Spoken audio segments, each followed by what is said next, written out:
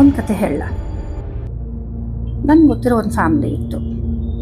ಗಂಡ, ಹೆಂಡತಿ, ಇಬ್ಬರು ಮಕ್ಕಳು ಹಾಗೂ ತಾಯಿ.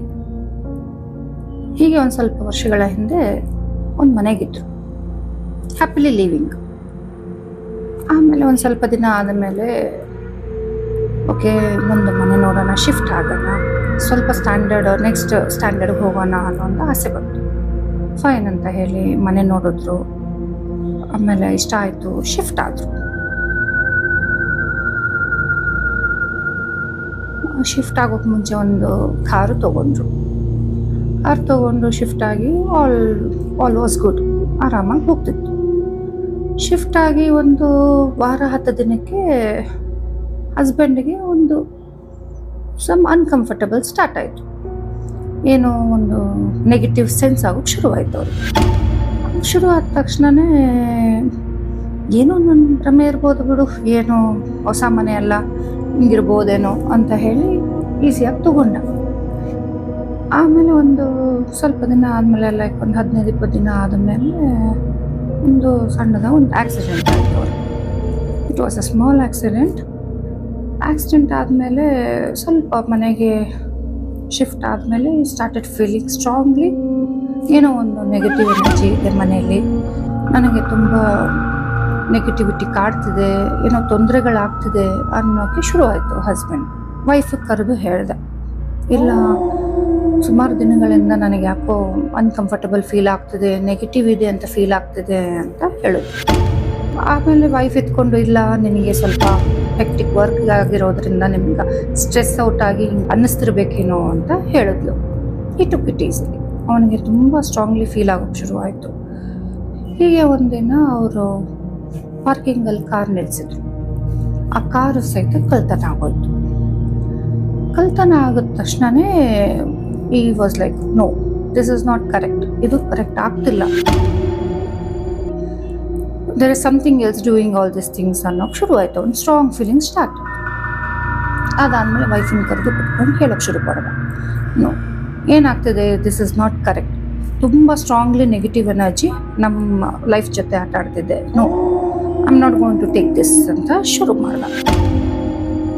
ಆಮೇಲೆ ಅವಳು easily she was saying, no, stress ತೊಗೋಬೇಡಿ, ಹೆದರ್ಕೋಬೇಡ್ರಿ, nothing is there, all is fine, ನೀವು ತುಂಬ ತಲೆಗೆ ಹಾಕ್ಕೊತಿದ್ದೀರಾ, ಏನೂ ಇಲ್ಲ ಅನ್ನೋಕ್ಕೆ ಶುರು ಮಾಡಿದ್ರು. ದೆನ್ ಹಿಂಗೆ conversation went on and you bursted out like, whatever, ನಾನೇನೇ ಹೇಳ್ತಿರೋದು ನಿನ್ಗೆ ಅರ್ಥ ಆಗ್ತಿಲ್ವಾ, ಏನೋ ಇದೆ ಅಂತ ನಾನು ಅಷ್ಟೇ ಹೇಳ್ತಿದ್ದೀನಿ, ನನ್ನ ಮಾತು ಮರ್ಯಾದೆ ಇಲ್ವಾ ಅಂತ ಹಸ್ಬೆಂಡ್. ವೈಫ್ ಇಟ್ಕೊಂಡು, ನಿಮ್ಮ ಭ್ರಮೆಯಲ್ಲಿ ನೀವು ಇದ್ದೀರಾ, ನಿಮಗೇನು ಗೊತ್ತಿಲ್ಲ, ನಿಮಗೊಬ್ಬರಿಗೆ ಆಗಬೇಕಾ, ನಾನು ಈ ಮನೆಗೆ ಇದ್ದೀನಿ, ನನಗೆ ಯಾಕೆ ಏನೂ ಆಗ್ತಿಲ್ಲ, ಐ ಆಮ್ ಫೈನ್, ಇದು ನಿನ್ನಲ್ಲಿ ಏನೋ ಪ್ರಾಬ್ಲಮ್ ಇದೆ, ನಮ್ಗೆ ಯಾರಿಗೂ ಏನೂ ಪ್ರಾಬ್ಲಮ್ ಇಲ್ಲ, ನೀನೇನು ಅಂತಿದೆಯೋ ಅದೆಲ್ಲ ಸುಳ್ಳು, ಏನೂ ಇಲ್ಲ, ಯಾವುದೂ ಇಲ್ಲ, ಎಲ್ಲ ನಿನ್ನ ಭ್ರಮೆ ಅಂತ ಹೇಳೋದು. ಆಯಿತು, ಕಾನ್ವರ್ಸೇಷನ್ ಆಯಿತು. ಆಮೇಲೆ ಮತ್ತೆ ಎಂಡ್ ಆಯಿತು. They had their dinner. Then ಹೋಗಿ ರೂಮ್ಗೆ ಹೋಗಿ ಮಲಗಿದ್ರು. ಮಲಗಿ ಒಂದು ಸ್ವಲ್ಪ ಹೊತ್ತಿಗೆ ಶಿ ಫೆಲ್ ಅಸ್ಲೀಪ್. ಮಲಗಿ ಒಂದು 10-15 ನಿಮಿಷ ಆಗಿರ್ಬೇಕೇನೋ ಅಷ್ಟೆ, ಒಂದು ಜೋರಾಗಿ ಒಂದು ಸೌಂಡು ಅಂತ ಹೇಳ್ತಿದ್ರು. ಅವಳಿಗೆ ರಿಯಲೈಸೇಷನೇ ಆಗ್ತಿಲ್ಲ, ಏನಾಗ್ತಿದೆ ನನ್ನ ಸುತ್ತಮುತ್ತ, ಏನಾಗ್ತಿದೆ ಅಂತ ಹೇಳಿ ಕಣ್ಣು ತೆಗಿಯೋಕೆ ಹೋಗ್ತಾಳೆ. ಕಣ್ಣು ಫುಲ್ ತೆಗಿಯೋಕ್ಕಾಗ್ತಿಲ್ಲ, ಕೈ ಕಾಲು ಅಲ್ಲಾಡ್ತಿಲ್ಲ, ಫುಲ್ ಫ್ರೀಸ್ ಆಗ್ಬಿಟ್ಟಿದೆ. ನೋಡು, ನಾನಿಲ್ಲ ಅಂದೆ ಅಲ್ಲ, ನೋಡು ಹೆಂಗಿದ್ದೀನಿ ನೋಡು ಅನ್ನೋಕ್ಕೆ ಶುರು ಆಯಿತು. ಅವಳು ಹಿಂಗೆ ನೋಡ್ತಾಳೆ, ಒಂದು ನೆರಳಷ್ಟು ಕಾಣಿಸ್ತಿದೆ ಅಲ್ಲಿ, ಇನ್ನೇನು ಕಾಣಿಸ್ತಿಲ್ಲ, ಬರೀ ಒಂದು ನೆರಳಷ್ಟೇ. ಅವಳಿಗೆ ಏನಿದು ನೆರಳ, ಏನಿದು ಅಂತ ಅವಳು ಕೈ ಕಾಲು ಅಲ್ಲಾಡ್ಸೋಕೆ ಹೋಗ್ತಿದ್ದಾಳೆ, pushing herself to get up. But ಅವಳು ಫುಲ್ ಫ್ರೀಸ್ ಆಗಿಬಿಟ್ಟಿದ್ದಾಳೆ. ಫುಲ್ ಫ್ರೀಸ್ ಆಗಿ ಹಿಂಗೆ ಮಲಗಿಬಿಟ್ಟಿದ್ದಾಳೆ. ಮಾತಾಡೋಕ್ಕಾಗ್ತಿಲ್ಲ, ಕಣ್ಣು ಫುಲ್ಲಾಗಿ ತೆಗಿಯೋಕ್ಕಾಗ್ತಿಲ್ಲ, ಕೈ ಕಾಲು ಅಲ್ಲಾಡ್ಸೋಕ್ಕಾಗ್ತಿಲ್ಲ. ಆಮೇಲೆ ಜೋರಾಗಿ ಮತ್ತೆ ಇನ್ನೊಂದು ಸತಿ ಸೌಂಡು, ನೋಡು, ನೀನು ಭ್ರಮೆ ಅಂತೀಯ, ನೀನು ನನ್ನೇ ಭ್ರಮೆ ಅಂತೀಯ ನೀನು, ನೋಡು ನಾನು ನಿಜ ಇದ್ದೀನಿ ಇಲ್ಲಿ ನೋಡು ಅಂತ ಮತ್ತೆ ಹೇಳ್ತು. ಏನು ಮಾಡ್ಬೇಕನ್ನೋದು ಅರ್ಥ ಆಗ್ಲಾರ್ದಂಗೆ ಮನಸ್ಸಲ್ಲೇ ದೇವ್ರ ಮಂತ್ರ ಹೇಳೋಕ್ಕೆ ಶುರು ಮಾಡಿದ್ರು. ಮನಸ್ಸಲ್ಲಿ ದೇವ್ರ ಮಂತ್ರ ಹೇಳೋಕ್ಕೆ ಶುರು ಆದಮೇಲೆ slowly she was able to move her fingers and she was able to open her mouth. ಹಿಂಗೆ ಒಂದು 2 ಮಿನಿಟ್ಸ್ ಆದಮೇಲೆ ಅವಳೊಂದು ಸ್ವಲ್ಪ she came to normal form. ಆಮೇಲೆ ಹಸ್ಬೆಂಡ್ನ ಎಬ್ಬರಿಸಿದ್ಲು.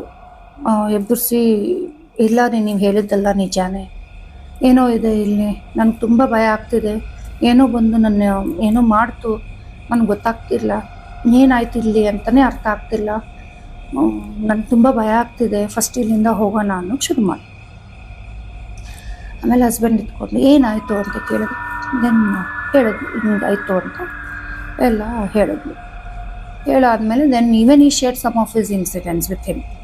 ನನಗೂ ತುಂಬ ಫೀಲ್ ಆಯಿತು ಈ ಥರನೇ.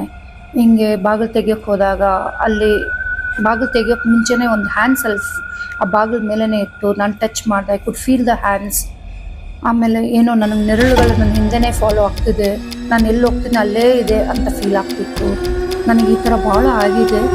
ಸೊ ಅದೆಲ್ಲ ಹೇಳಿದ್ರೆ ಹೆದರ್ಕೊಂತೀರ ಅಂತ ಹೇಳಿರಲಿಲ್ಲ, ಬಟ್ ದಟ್ ಇಸ್ ಫ್ಯಾಕ್ಟ್, ಏನೋ ಇದೆ ಈ ಮನೆಗೆ ಅಂತ ಹೇಳಿ. ಆಮೇಲೆ ವೈಫ್ ಇಟ್ಕೊಂಡು, ಇಲ್ಲ ಇಲ್ಲಿರೋದು ಬೇಡ, ಇನ್ಮೇಲೆ ಇಲ್ಲಿಂದ ಶಿಫ್ಟ್ ಆಗೋಣ ಅಂತ ಹೇಳಿ then they immediately within 15-20 days they shifted the house. They went out. So after shifting also they had a question, ಏನಿತ್ತು ಆ ಮನೆಯಲ್ಲಿ, ದೆವ್ವನ, ಇಮ್ಯಾಜಿನೇಷನ್? ಕಮೆಂಟ್ ಮಾಡಿ.